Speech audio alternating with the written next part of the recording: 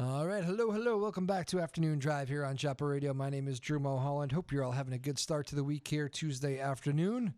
Almost made it to Wednesday. Week is flying by. A little bit of a raw afternoon out there here in Newburyport. I was just talking with my guest, who I'll introduce in a second. We're talking about, you get a lot of these days this time of year, these raw days. But of course, want to remind everybody you can follow this show at Joppa Afternoons on Twitter. That's at Joppa Afternoons on Twitter. Feel free to send in any questions for our guests or do any of that stuff. And on that note, without further ado, why don't I introduce my guest, a man who you know very well if you're from around these parts. He's been on the show quite a few times now. We're getting a good tally with him. Coach Jim Stehlin, the legendary football coach at Newburyport. How are you, Coach? Good to see you again. I'm fine, Drew. I'm fine. How's I know it's getting to be that time of year, down to the end of football season, and I'm sure you're always consuming a lot of football, but it's a fun time of year to be a coach and be involved in the game, isn't it? Well, the Thanksgiving always represented the highlight of the football season. It was such a big time, and the crowds were just fabulous, and the rivalry was tremendous, and I think it's holding up, and looks like another good Thanksgiving Day matchup. I think they're both going in 4-6. So, yeah. And, records don't really matter in that game, do they? No, records don't matter. It's your community and pride in your community, and they all come to play. Absolutely. We were talking with Coach Gaudiano in here last week, who I believe you hired, right? You were the athletic director. Yes, I think? I did. Yes. That was he was always very appreciative of that. He said he wasn't always the easiest guy, but you stuck with him. He said. Well, he's a little rough at first, but he's the one of the longest lasting coaches, certainly I think in football.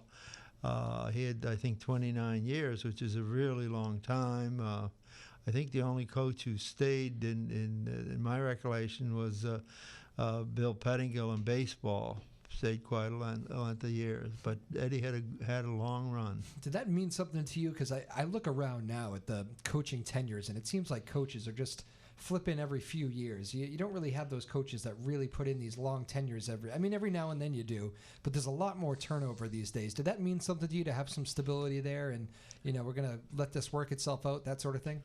Well, I think it's very important as far as the stability in your community and everything. And when you have the same person, especially someone who's right at the high school, and is there every day, that's a big thing.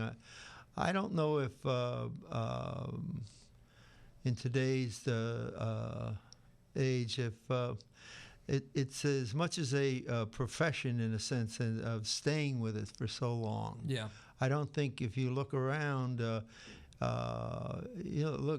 at some of the people that stayed around for so long: Tom Flaherty at Pentucket, Doug Wood at Amesbury, Jackie Welsh at Ipswich, and so on. You just don't.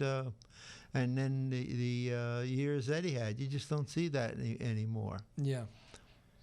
He was very, honestly, I think the word was probably appreciative, because he probably knew that you probably could have cut ties with him at an earlier time there. But he said he stuck with me, and he just gave me every shot, and we worked it out and had a great run.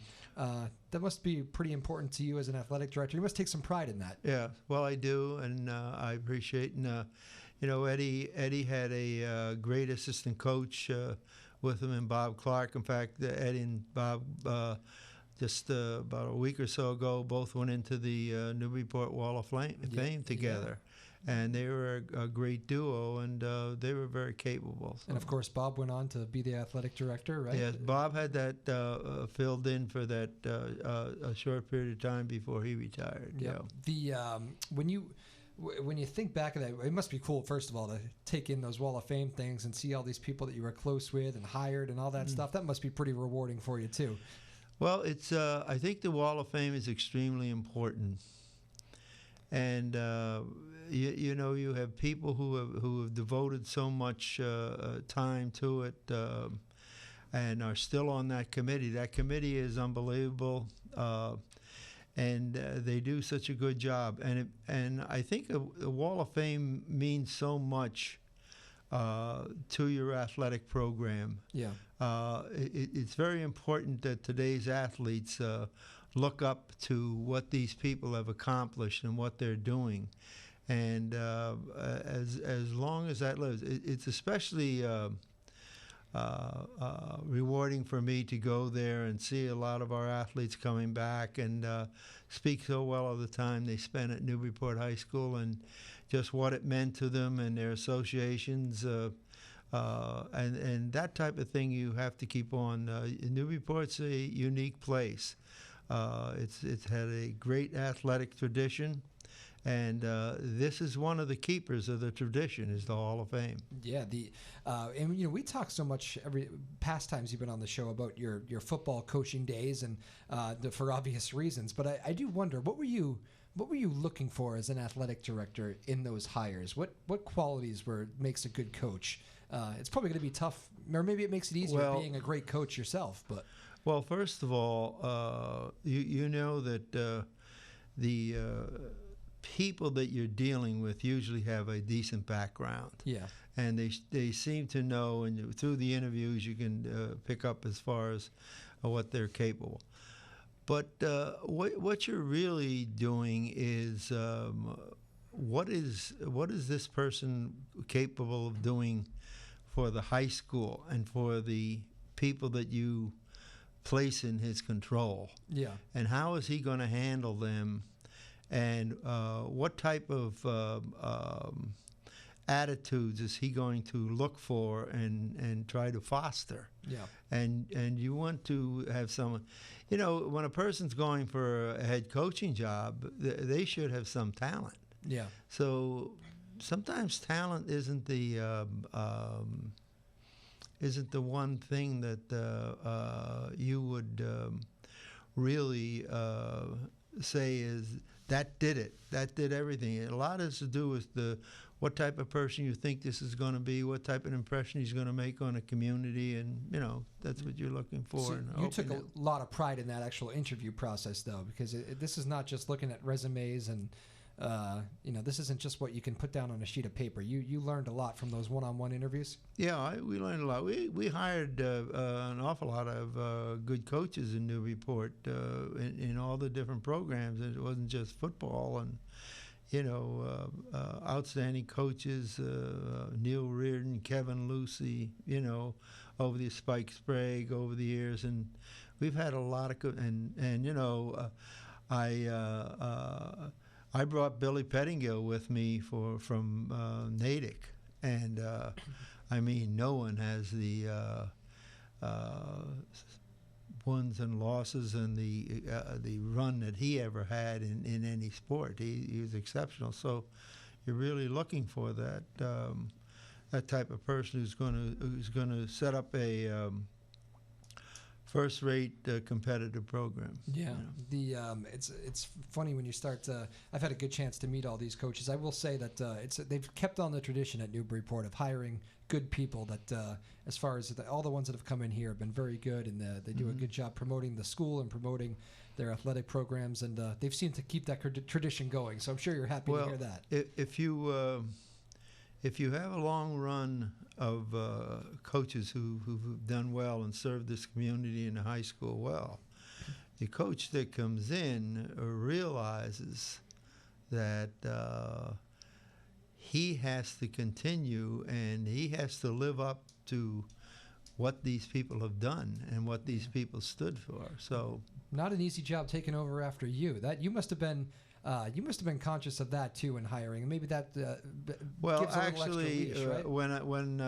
When I actually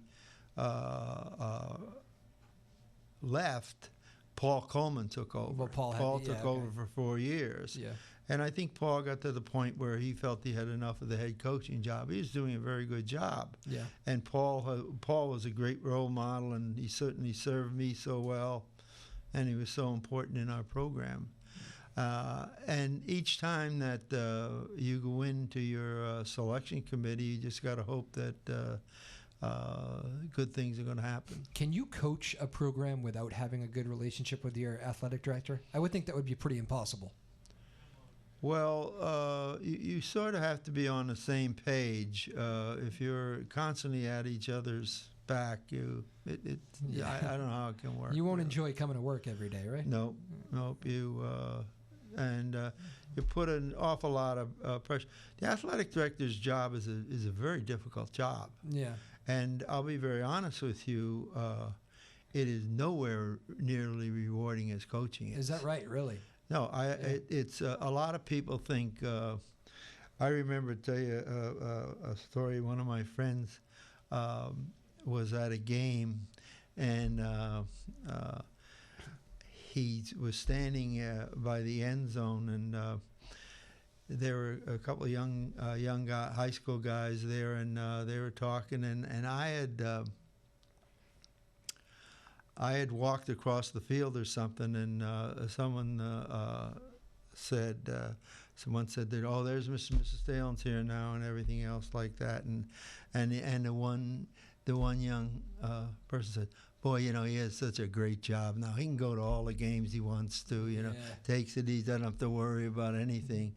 Where at the same time, you're constantly, as the athletic director, whether if it's a night game, and they're worried about, is everything going to be all right, and so there's an awful lot of headaches, and in a sense you inherit a lot of other people's headaches, so It's not as easy a job, and it's not as comfortable. I think Kyle Hodgson is doing a tremendous job right now, and they're very fortunate to have someone of his leadership capabilities. People don't realize that, and I know Kyle pretty well, so I've been able to pick his brain on this, but he's dealing with bus schedules, which is a headache in itself. I don't know if you remember that, but game times, field availability, never mind the players and parents and all the stuff that comes with that, right? I mean, that's a lot of... Weather is always... Weather, yes. Weather is an unbelievable thing. Mm-hmm. So... it's really 24/7. You have to be available all the time. There's no kind of let up. So it's a very difficult job, and it takes a person who can really handle other people and can overlook a program and be sure they know what they want. And not all your coaches coach the same way either. And I'm sure you probably maybe watched some of the coaching strategies and said, I wouldn't do it that way, although you can't always say that, but you really almost have to be a coach to all your coaches, right? It's kind of a different form of leadership in a way. Yes, it is. You are the one that has to go to them when, mainly when things aren't going well. Yes. Those aren't fun conversations, are they? And you sometimes have to stay with people who you think have a good future and get them through a tough time. Was part of the reason that you didn't get that same satisfaction, you think, could it be because part of it maybe you did miss football coaching a bit? Oh, yeah. I think the thing is, the greatest satisfaction is with the players. Yeah. And that you have with them, and seeing them grow and seeing them be successful, and just the games itself, and it's just a different responsibility. Yeah. And coaching is a wonderful thing. If I have to be honest with you, any regrets at Newburyport High School that I didn't stay longer as a head Really? coach. You thought you left too early? I think, as I look back on, I think I did. Really? Yeah. I don't think I've ever heard you say that on this show. No, I was 51 when I left. Yeah. I could have easily done about 5 more years. And I will say, referring to the athletic director, we were just expanding so many sports at that time in 1983, and there was so much to do. I was really finding it. I concerned myself, will I be able to devote as much time to my coaching as I have, and I at that time thought maybe this is the best time to leave, and I have certainly had no regrets. But when I look back, I could easily handle 5 more years. Yeah. Well, I know those decisions aren't made lightly. I mean, I'm sure you're talking to family. I mean, ultimately it's your decision, but it's family, it's other coaches. I'm sure.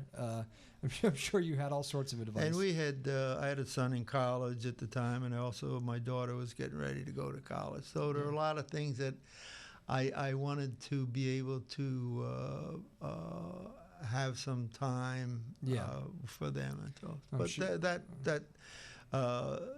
That is something that, at the time you think you make the best decision, but looking back, I think for my own satisfaction and how much I enjoyed coaching and the challenge of coaching, I could have easily done 5 more years. And, you've made no bones about it. I've heard you say this a million times, but you in Newburyport, that was it for you. You had no aspirations of ever going to another level, really? I mean, this was a... No, I don't think so. When I came here, and I said this a few years ago when we dedicated the field, I knew when I came up that driveway and saw that Golden Dome and come into that stadium, my first time I ever did that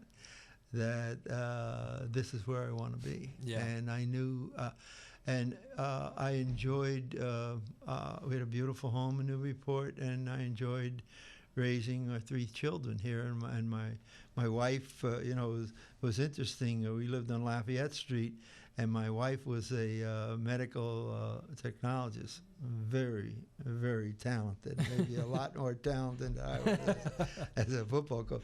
And we lived a half a block from the hospital, so she walked to work, and I lived 2 blocks from the high school. So there were so many things that were in our favor, and we just really loved the community, and I knew that I didn't see myself going anywhere else. Does it still, I wonder if, when you drive by, you've had a few years now to kind of let it sink in a little bit, but when you drive by that football field and you say, wow, that thing's named after me. Yeah. Does that still take a little while to sink in a little bit? Yeah, it does. It's very humbling in a sense. There were so many people that were involved in what happened. It's what it means to me is that, and all of my family, those are no longer with us, and just thinking of what my mother and father would have thought of that. Yeah. And I know how much it means to my son and 2 daughters, and it's just been such a wonderful thing for us that I never had any dreams of something like that happening, and it was such a get the biggest pleasure out of going up there and just looking at that field, and what they've actually done with the plaque and the granite setting is beautiful. I appreciate that so much, and I'm very humbled by it. Do you have a big family? I know you got some youngsters. We were talking. You got some kids in school right now. Do you get a lot of questions about the glory days there? From them, just curious. Well, their parents tell them about everything. You got that first-hand knowledge, though. They talk about it, and but I don't. And I'm not saying this as though I'm so humble or something, but I don't talk to them much about that. Yeah. I really talk to them about so much about what is in their life right now, and if they a lot of times they ask me about certain things, and I'll tell them about certain things. Yeah. But they really know what's going on. That is very cool.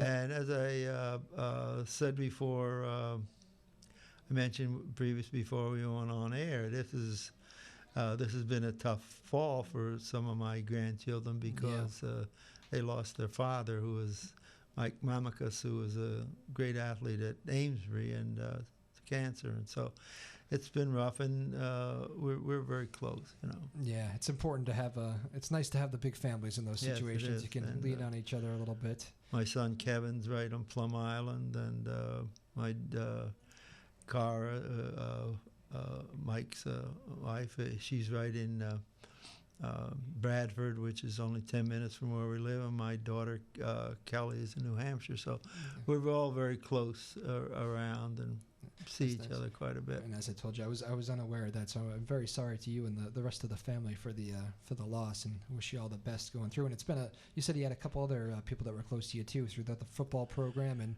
well, just a couple of weeks ago, we lost Steve Sirwan, who was an outstanding tackle on the 73 team and a great baseball pitcher.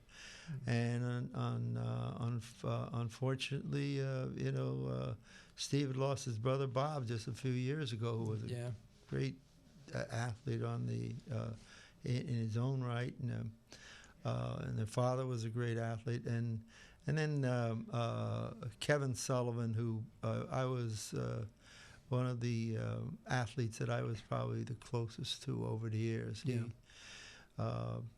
Kevin's is almost a storybook of a kid who grew up in Newburyport, watching his brother play with Larry Russell and the great 66 teams, being a couple doors down from Kenny Ladd, who was a great athlete and played at BC. And Kevin married Ellen Bresnahan, and the Bresnahan family, great athletes, and myself. And he had actually done so much for sports at Newburyport High School, and he was such a great fan, today, and had an outstanding career at UMass. And I used to see Kevin, after the one of the great photographers who was in Newburyport was a guy named Bill Lane, and worked for the Daily News. And he did a unbelievable picture show of the I think it was a 1975 Super Bowl run, which was Kevin's year, and they were actually life-size pictures that he did of many of the players and himself. And one of the photos he did was after the Super Bowl victory at Boston University Stadium, was a picture which is one of the dearest pictures I have, is of Kevin and I hugging on the 50-yard line. And it always stayed with me, and it was very shocking, It's when you get to be my age, you realize how fortunate you are to get to be my age, and then to see younger people pass like that, it's hard. It's very hard. Those memories of, never mind Super Bowl memories. I know you have an unbelievable memory about even some of those teams that didn't have the best years that you were pretty proud of. You've done they're all really your sons, and you really treated it that way too. That was no joke, right? That was very important to me. That I always wanted them to know that I had their best interests, whether they were the first guy on the team or they were the 33rd guy. That they were basically important, and I wanted to make their experience meaningful. To go through high school and to be something to be proud of, and to be want to contribute to it, no matter how you could contribute. So we had some the first team I had here in when I came in '64. There were some really good athletes in there. We just didn't. They had a rough time for a few years, and we just couldn't get over. We started off fairly good, we thought, but we just couldn't get over getting our system in completely. So that first year was tough, and then the second year everything just came around, and we just shot off from there. And the other thing, and I was just talking to some of our players. One of the most difficult time was in right around the 1970-71 area, and we split with Triton in '71. But we had just gone through 5 great years of success, and then have half of our programs gone. Yeah. So you got to completely build up, and I always felt bad for those guys. Fortunately, we jumped right back in '72 and then started a long run again. But some people think if you really care about your coaching, you care as much about those guys that had it tough and maybe didn't have the best situation to deal with than the ones who were so successful. Well, you hear so many stories like that about how, there's so much talk around the game of football right now about safety and, whether it's worth it or whether you'd let your kid play it with all that we know about, head injuries. And you hear so many people combat that with, first of all, the game is getting safer. And then the other thing is that you've learned so much from football. Past players saying that they learned more about the game of football that made them, into an adult, made them into a man. And I wondered, did you ever have that kid that maybe you knew was a good kid, getting himself maybe he wasn't doing his work at school though, or getting into some trouble, but you said put him on the football team, get him in this team, and we had a lot of those. We had a lot of those. We had a lot of those. If you, I was a firm believer that if you can get people to believe in what you're trying to sell and what you want to, where you want them to go and how they can do it. And I think football is a very good game to do that in, because football puts 11 people out there. Yeah. And it's 11 who are very dependent on each other. Yep. That you cannot do anything if you're on offense if someone doesn't block for you. You can't run the ball, you can't throw the ball, you can't do anything on defense if you can't cooperate and put together a sound defensive program. So we always tried to sell them on that much. How important it is. It's in my mind. I played 3 sports, and I played it right through high school and played 2 in college, and it's the ultimate team game because of how much you have to depend on each other. Yeah. You just cannot. You cannot. You can have the greatest running back in a business, and they're not doing anything unless they get help. Yeah, and then on the other side, I'm sure you've seen plenty of teams that were more talented or should have been better than they were, but they just didn't have that chemistry and didn't care about the guy next to him. We played against some real good teams, and but we played against teams that didn't also have that record, which we evaluated or scouted them and so forth. Said, boy, these people, it's just not working for them now. Yeah. What makes it work is a good program, a good coaching, and everything else like that. That's what coaching is all about, is finding that. Yeah. I know a man that and again, we're joined here by Jim Stehlin, the former legendary football coach over at Newburyport, and we had Mike Lynch on this show, who was a big high school sports supporter there for Channel 5, and I know he was there. I talked with him on the field that day, that the field was dedicated to you. Had him on the show here a couple months back, and one of the first things he brought up was one of the last great days I spent here in Newburyport was that day that they dedicated the field to Coach Stehlin. What a day that was. Yeah. He said, never mind the unbelievable game. Everything up to that was perfect, too. It was just great ceremonies, and I know he enjoyed seeing you, and there were so many people that said that day. It was just great to see you again and see the smile on your face, and it was just nice to chat, I guess. Yeah. Well, Mike's a wonderful guy. I've known Mike since he was about 6 or 7. Yeah. Mike's father, Dick Lynch, was I knew Dick Lynch before I knew a lot of coaches in the Newburyport area or the coach staff. AD at Danvers. Oh, yeah, he eventually was the AD at North Ender, but he was, to be honest with you, Mike Lynch's father, Dick, was the brains behind the Swampscott run. Really? Wow. He was amazing. Big Blue, right? I had a great experience at Natick, and one of my best coaching friends at Natick was Bob Whalen. They had the Whalens are from Lynn. Bob and and Dick Lynch were close buddies. They went to BU together, played at BU, and everything together. Yeah. So I had met Dick early when, as I say, Mike was about 6 or 7 years old. So I watched Mike as he grew up and played so well at Swampscott and went on at Harvard, and then became such a popular guy in New England. And I was very grateful that Mike came up for the dedication. You know, in fact, I still keep in touch with Mike every once in a while. Yeah, he's a good guy. Yeah, there's a good picture of him on that. I guess it was maybe the Thanksgiving Turkey Day set, the football show there, and he's got his Newburyport red on.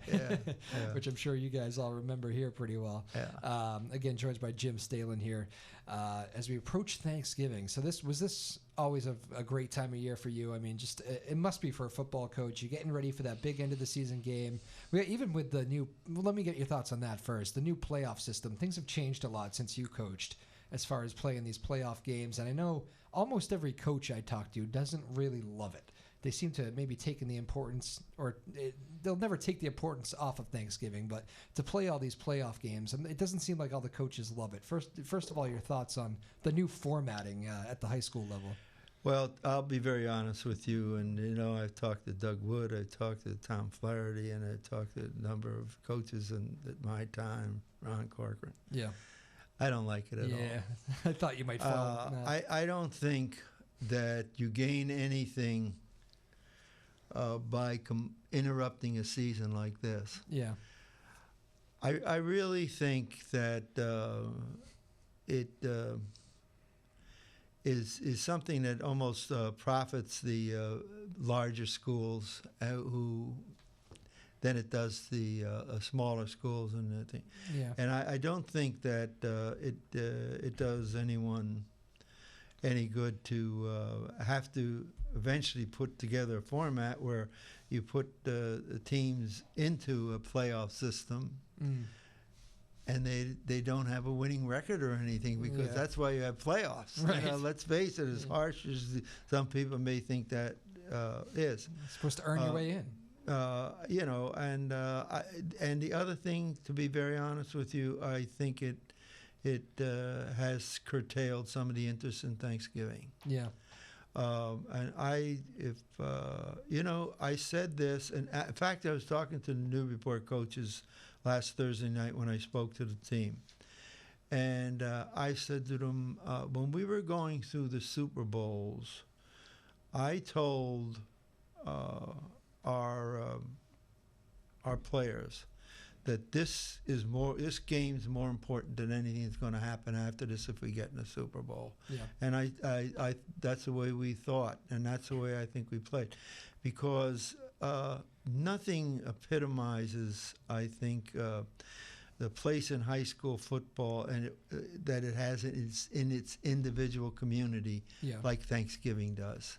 Yep. I mean, you get this great holiday, and you go out there and you see, at one time was anywhere from 8,000 to 10,000 people, and just there to support their town and their community and everything. So Thanksgiving, I think, is so important to keep.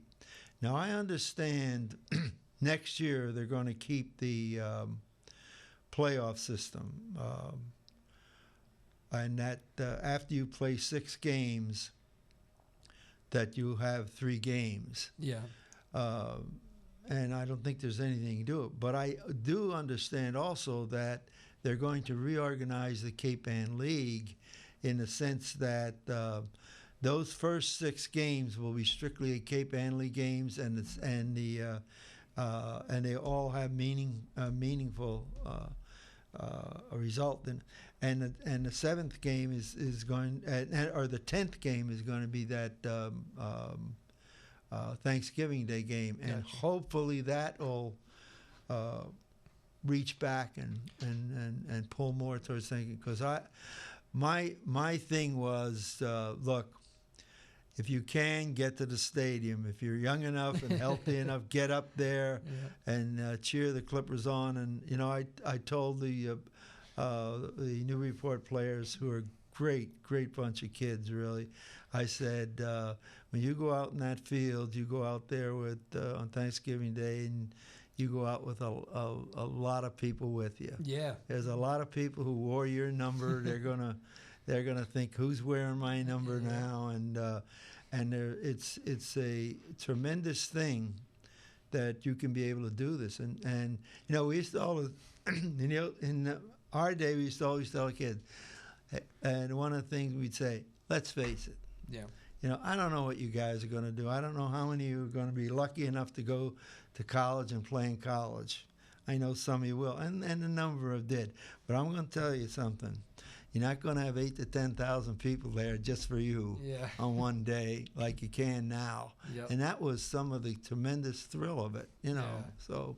And I know we've talked about this before. You're so right about all those people down there. I took a walk along the sideline during the day they dedicated the field to you, and there was alumni from both sides going out there. Yeah. There was some yapping and maybe the occasional trash talk, but it was a fun atmosphere. Well, down the there. other thing about it is that you have a lot of the Amesbury and Newburyport players are older players. They're very good friends in later life. They become. Can you believe that would be possible? No. Yeah. Well, I always joked about it, and it's just quite a rivalry. It is. One of my closest friends coming out of this was Doug Wood, who was the Amesbury coach. Yep. And we became very close, and we were similar, and we'd like to do things the same way and in classy manner. And we did summer camps together for over 25 years, and a lot of good things happened. I mentioned before my son-in-law just passed away, and he's very close with a lot of Newburyport guys, and so it's such a great great tradition. Yeah, I always like the story you tell about how when I think it was early on for you, right? And you had some you guys were beating up on them pretty good one Thanksgiving, and there were some calls for you to run up the score, if I remember correctly, and I think you said you could literally hear it in the crowd that some people were urging you. Well, give that story again for the people that don't remember. It's still an old enough bands out there. One of the black marks in the history of the Thanksgiving Day series is when Amesbury beat Newburyport 99 to 6. Yeah. So. When I came here, that was one of the things that we always heard. Yeah. We had that 66 was that dream team. I don't know if you're ever going to see the likes of something around here again like that. And we went over to Newburyport. Excuse me. We went over to Amesbury. We were 8-0, and this was the title game.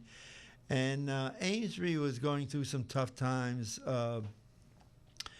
They had that fire in Amesbury, and they were actually at Haverhill High School. Mm-hmm. They were attending Haverhill High School. The program wasn't, really anywhere near as strong as it had been when I first came here 2 years before. And they were having a tough time. And a lot of people saying, well, this is the year for revenge and that. I didn't see it as that, and I didn't want our team to see it as that. And I told them, as everything was building up to this, because there'd be, you'd see articles in the paper or something, and people talked about it, well, this is our 99-6 revenge and everything. And the game started off, and we jumped all over them, and it was 42-0. And we went into the locker room, and I said to the seniors, "You'll play one more series, and everybody else is going to play the rest today, and we're not in any need of doing any more than we've done so far." Did you get any pushback on that? I can imagine some seniors saying No. None really. Okay, so your message They was thought received. they didn't certainly voice anything on it, but they knew what we meant. I said to them, first of all, the players you're playing against never played in that game, and that game over the years hasn't really helped the Amesbury Newburyport rivalry from either side. Yeah. So we're not going to do things that way. That's not our way of doing things.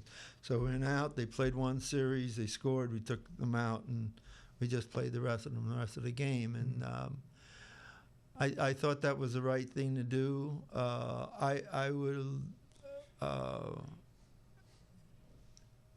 walked off the field, and there's as you walk out of Amesbury Stadium, you walk up towards the parking lots where the buses are.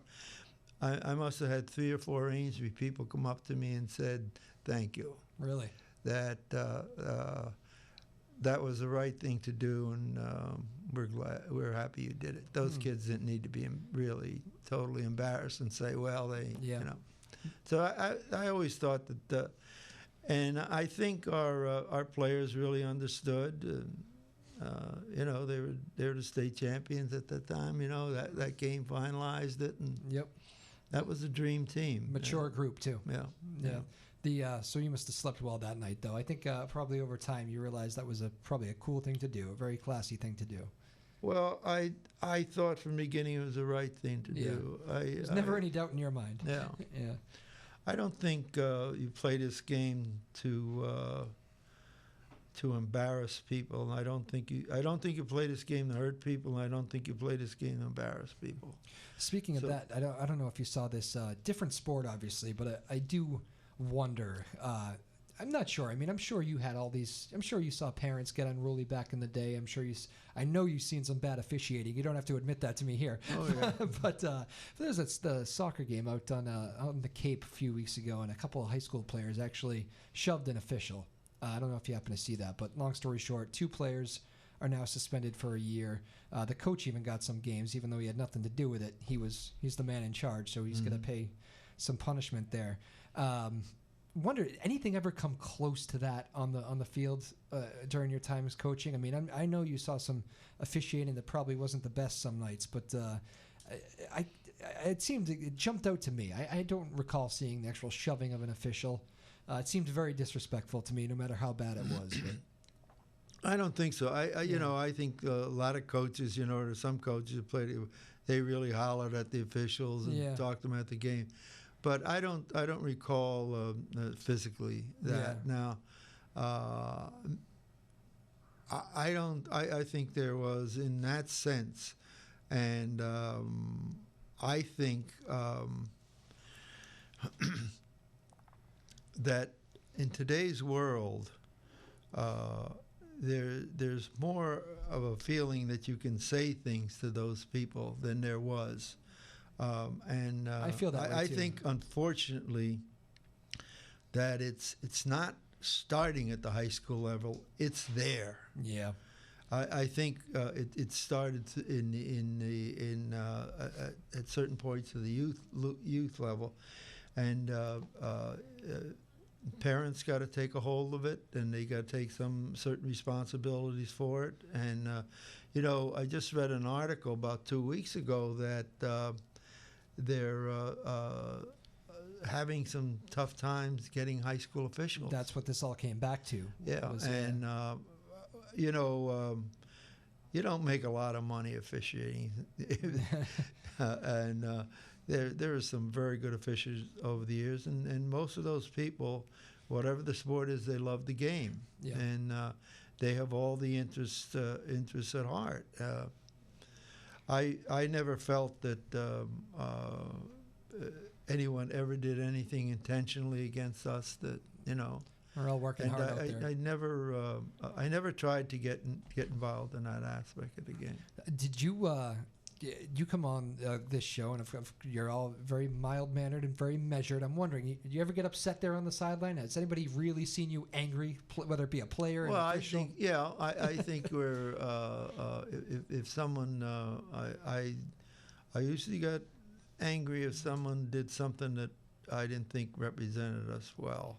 So it wasn't so much the X's and O's. It was the disrespectful to the game stuff and disrespectful to the school.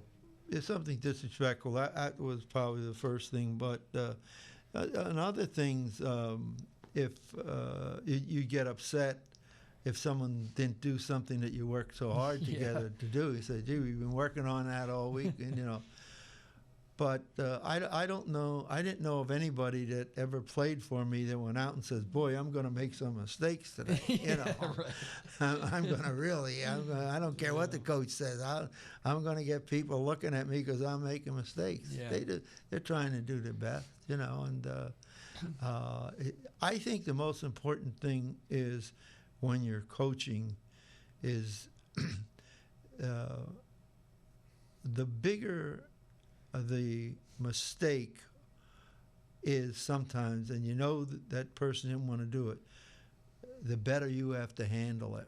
Yeah. Because, boy, I never wanted to do a job on a kid that they'd never forget. Yeah. You know, that's not worth that. You know? And I mean, it was the high school kid, because you hear so much. I mean, let's face it, everybody made mistakes in high school, whether big or small, whatever they may be. But that is an age where kids do make mistakes. And was there, how tough is that to deal with as a coach to balance that? You know, you're going to pay for this, but you know we're going to stick with you. I mean, there's got to be a level of that too. Maybe some mistakes you don't come back from. I don't know. I'm sure you had some of those too, but that's a tough thing to deal with. That's kind of that father figure that you were talking about when you say all these kids are your sons, right? Well, I think what you got to do is to establish with them what you think. If we are going to be successful, if this program is going to work itself out, then we all have to do things in a certain way. Yeah. And we also have to believe in that. And if we believe in that and we work hard at it, and we're going to be able to do it. You can kick blame around a lot, but it doesn't do anything good. I never like to really address our players for mistakes. Yeah. I would address our players for effort. Yeah. If I knew they had so much more to give, and I knew I would address that. But mistakes, you have to really watch how you control mistakes. Especially at that age, right? Because these aren't professionals that have their craft down. These are that's right. high school kids learning on the learning the. And as I said before, they don't go out and say, "Boy, am I going to make some mistakes today?" You know. Speaking of getting more, do you ever remember a halftime speech that you knew that was the case? You guys hadn't shown up that night for whatever reason, or you came out slow, but your halftime speech got those guys coming out of the tunnel, whole different team the next half. Well, I don't, I think there's certain things that happen at halftime. That you can't discuss here? No, I'm just kidding. No, you can't discuss, not that you can't discuss here. But I think I don't think it's all so much sometimes what you say as how good some of your adjustments are. Yeah. I think the most important thing you can do at halftime is make proper adjustments to it. On the other hand, that if it's very close and you feel that we're going to go along with what we're doing because we're doing what you have to do is to emotionally make them play a good game. And I think that's the person himself. Were there days you would go back into the locker room, talk to your assistant coaches, and say, you know, guys, this one's on us. We got to figure these guys are playing it all, leaving it all out there. We're not doing our jobs here. Yeah. Well, we would always, before we went in, we'd always have someone up on top of the press box and everything and say, just let them know, when we go in, you go in a little earlier and have this ready for us because we're going to have to adjust something. Something's not working here. we're not very successful here, and the kids are doing what we thought was best to do. So those wheels are already in motion at the end of the first half? Those wheels are in motion. You know, the best, I think the best coaching staffs you play against are the ones who really can do a job at halftime. Yeah. You know, that's when you earn your pay a lot. Yeah, you know, especially when you get up in a big game. That's what they say about Coach Belichick, right? Yeah. How do you feel about him as a coach, by the way? I know he's not everybody's style, and it's a little, it can be a little bit jarring at times. But what's your feelings on? Well, first of all, I think he's a great chess player. He starts off with he knows basically what he wants to do, and he also knows who he wants to do it for him. Yeah. And he tends to get players and make them better at what he does. And each of his challenges as he has gone through these years, he has shown that we will remedy this problem. He's a tremendous problem solver. Yeah. And he has the ability not to let his players give. Now, they can lose a bad game, or they can look, they didn't look that great against Baltimore. Yep. But I guarantee they'll play Baltimore again in the playoffs, and Baltimore won't do that to them. Yeah. Because he adjusts so well. He has a tremendous defensive mind. He started. That's how he started off, and that's where, when he was with Parcells and they did so well with the Giants in the Super Bowls. Yep. And he does so well in knowing the type of players he wants. Yeah. And I think he's got. He's the kind of guy that wins games that because of this that a lot of people won't win. Yeah. He doesn't really care if you're crazy about his personality. Yeah. I don't know if you ever heard the name kicked around, but he's Belichick's right-hand guy is Ernie Adams. Oh, yeah. I've known Ernie for quite a few years. Have you really? Oh, yeah. No kidding. Ernie had me in several times some of the games. Since I'm older, I don't go in. But, so you must think it's funny to hear him called like kind of the mystery man up there a lot. Yeah, he is a mystery man. Yeah, I met him through a former trainer of mine in college, and he ended up at Andover when Belichick and Ernie Adams were teammates there, and he made good friends with him. Strictly analytical guy, or kind of a good feel for the game too? What makes him so great? He's a brain. You really? He's one of the smartest football guys you've ever been around. He has a tremendous ability to view something, whether it's in video or to view something on the field. And he's almost like a photographic memory type of person, but he's very sharp. He's a tremendous evaluator of talent, and he does such a great job. He was Belichick's first hire. Yeah. Before Belichick hired an assistant, he hired Ernie. He's coming with me. So I think. You're never going to see the likes of this that's has happened in the last 20 years. This cannot go on to be so dominant and controlling as they have been, and they have done it within some areas. Not the talent you would expect them to have, and they've got I think they've got a major problem now because apparently from past weekend they've got Brady's unhappy, and they've just got to do something with that offensive line. They do tend to figure it out. If anybody knows what it's like having a target on your back, it's you. You had a lot of dynasty years yourself there, and it's tough. It's tough having teams coming after you every week. Yeah, it's you're always the one that you're their homecoming game, and you're everything to them. A victory over them, you're become a status game. So they'll be fine if he can. He has a tremendous defensive team right now, and tremendous personnel. They do not have outstanding offensive line personnel. When you look at them, what they not only lost Gronkowski, who was such a threat down the middle, but they lost 3 key people. When you lose your left tackle, as they lost Trent Williams left, I think and so. Your left tackle is your best offensive lineman because Blindside, right? he's your blindside tackle. And the other thing is you lost the tremendous center in Andrews, because the center,